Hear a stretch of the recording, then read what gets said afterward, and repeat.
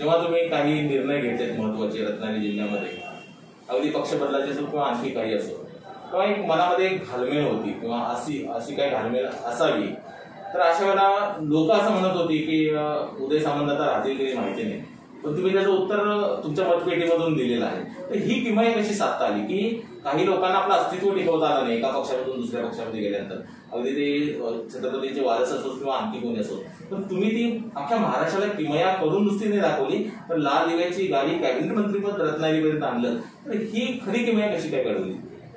त्याच्यामध्ये आत्मविश्वास लागतो आणि आपल्या लोकांवरचा विश्वास लागतो. मला माझ्या मतदारसंघातल्या लोकांवर आजही विश्वास आहे.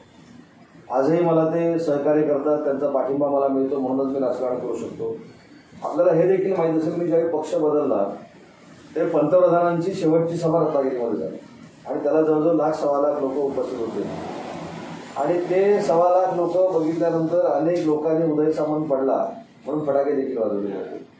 पण माझ्यावर असलेला आत्मविश्वास म्हणजे अति आत्मविश्वास ना आत्मविश्वास आणि माझ्या मतदारसंघावर असलेलं प्रेम माझं असेल, त्यांचं माझ्यावर असलेलं प्रेम असेल, त्यांचे आशीर्वाद असतील, त्याच्यामुळे मी कधीही विचलित झालेलो नव्हतो. त्यावेळी देखील विचलित झालेलो नव्हतो. नरेंद्र मोदी साहेबांची सभा आली तोपर्यंत मला असं वाटत होतं की मी 10, 15,000, 25,000 मात्र निवडून येईल. पण ज्यावेळी पंतप्रधान स्वतः बोलले की ज्या ठिकाणी मी जातो त्या ठिकाणचा उमेदवार पडतो, हे म्हटल्यानंतर रत्नागिरीकरांनी आपला उमेदवार पडता कामा नयेही दक्षता घेतली आणि मला 41,000 मतं मी निवडून दिले.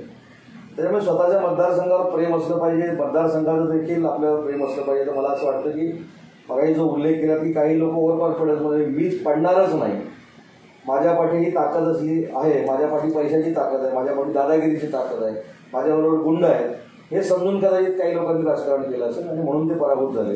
आणि म्हणून लोकांच्या आशीर्वादानं काम करणं आणि नम्रता असणं हे मला असं वाटतं की विजयाचं फार मोठं गमक आहे.